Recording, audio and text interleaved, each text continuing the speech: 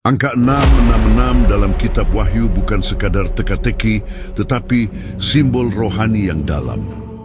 Dalam Wahyu 13 ayat 18 tertulis, "Barang siapa yang berpengertian, hendaklah ia menghitung bilangan binatang itu, karena itu adalah bilangan manusia, yaitu 666. Ini bukan sekadar angka, melainkan tanda identitas dari sistem yang menentang Tuhan. Sejak dahulu, banyak yang mencoba mengartikan angka ini, namun Alkitab menekankan bahwa ini bukan soal matematika semata, melainkan hikmat rohani. Angka 666 melambangkan puncak kesombongan manusia, ketika manusia meninggikan dirinya di atas Tuhan dan mencoba mengambil posisi Sang Pencipta. Nubuat ini juga berkaitan dengan akhir zaman. Dalam Daniel 12 ayat 4 disebutkan bahwa pengetahuan akan bertambah, tetapi hal itu juga membuka jalan bagi penyesatan. Rasul Paulus memperingatkan tentang datangnya kemurtadan dan munculnya manusia durhaka yang menentang segala yang ilahi. Inilah roh antikristus, roh pemberontakan yang bekerja di dalam hati manusia. Karena itu, 666 bukan hanya tanda lahiriah, tetapi juga gambaran kondisi hati manusia yang menjauh dari Tuhan. Ini adalah simbol sistem dunia yang menawarkan keamanan dan kemakmuran, namun menuntut kesetiaan dan penyembahan sebagai gantinya. Ketika Yohanes menerima wahyu ini, ia hidup di tengah tekanan kekaisaran Romawi. Namun penglihatannya melampaui zamannya, menunjuk pada sistem global di akhir zaman. Kekuatan yang mempersatukan politik, ekonomi, dan agama dalam satu kendali. Dalam Wahyu 13 ayat 1, Yohanes melihat seekor binatang keluar dari laut dengan 7 kepala dan 10 tanduk, simbol kekuatan dan kekuasaan global. Binatang ini merupakan gabungan dari kerajaan-kerajaan besar dalam sejarah, seperti yang juga dilihat oleh Daniel. Semua kekuatan itu bersatu dalam satu sistem terakhir yang menentang Allah. Lebih jauh lagi, Wahyu 13 ayat 2 menyatakan bahwa naga, yaitu iblis, memberikan kuasa kepada binatang itu. Artinya, sistem ini bukan hanya politik, tetapi juga memiliki dimensi spiritual yang gelap. Ini adalah tiruan dari kerajaan Allah, namun berakar pada penyesatan. Yang paling mengejutkan, dunia bukan hanya tunduk, tetapi juga menyembah. Sistem ini menjadi sebuah ibadah global yang memadukan kekuasaan, ideologi, dan penyembahan dalam satu struktur. Karena itu, pesan dari angka 666 bukan untuk menakut-nakuti, tetapi untuk membangkitkan kewaspadaan. Ini adalah panggilan bagi orang percaya untuk memiliki hikmat, tetap setia, dan tidak terjebak dalam sistem dunia yang menentang Tuhan.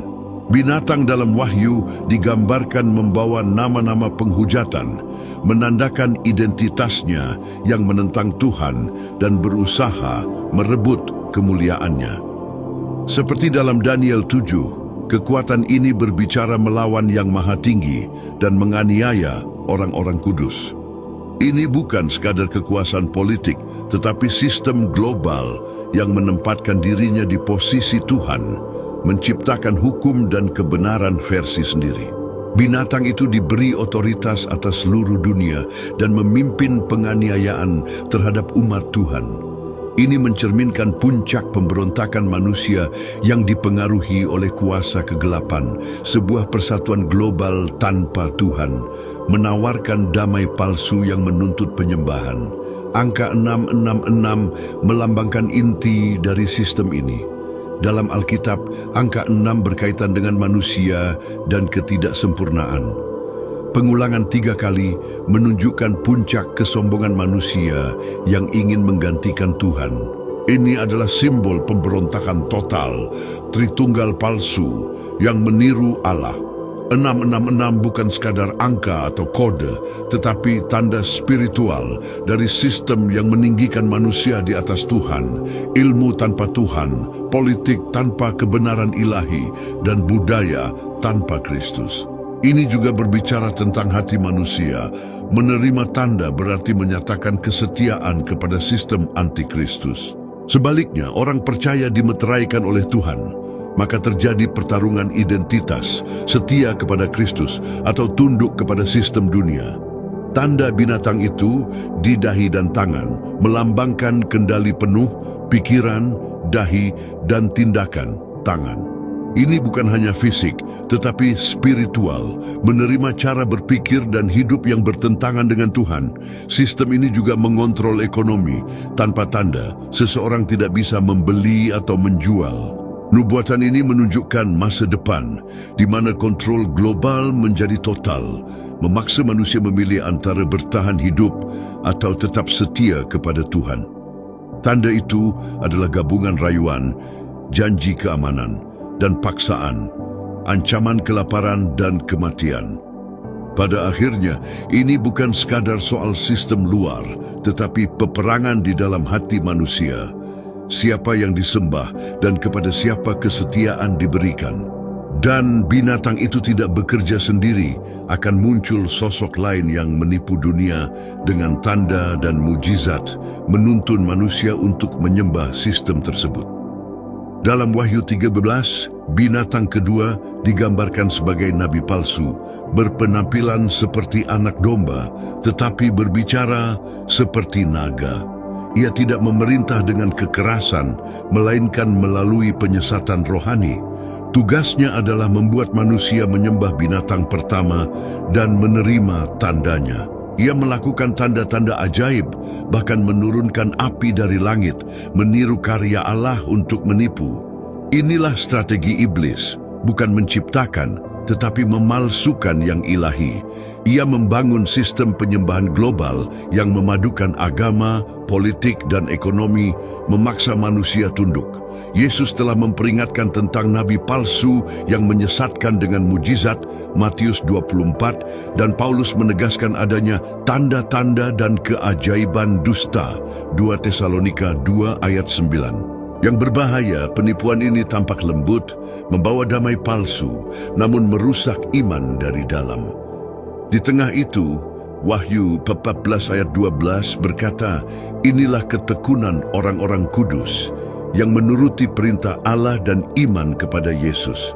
Orang percaya dipanggil untuk tetap setia, bahkan sampai mati.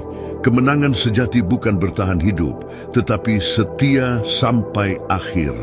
Setialah sampai mati, dan aku akan mengaruniakan kepadamu mahkota kehidupan. Wahyu 2 ayat 10. Klimaksnya dinyatakan dalam Wahyu 19. Langit terbuka dan Kristus datang sebagai Raja segala raja. Ia menghakimi dengan kebenaran, menghancurkan penipuan, dan mengalahkan binatang serta nabi palsu. Tidak ada perlawanan yang bertahan, kemenangannya mutlak. Penghakiman ini menjadi pembenaran bagi orang-orang kudus. Setiap penderitaan dan kesetiaan tidak sia-sia. Kejahatan dihancurkan dan rencana iblis berakhir. Namun Wahyu tidak berhenti di sana. Setelah penghakiman, datang langit baru dan bumi baru, kerajaan kekal tanpa kematian, penderitaan atau kebohongan. Pada akhirnya, semuanya bermuara pada satu keputusan, berdiri bersama sistem dunia yang menipu, atau tetap setia kepada Kristus sampai akhir.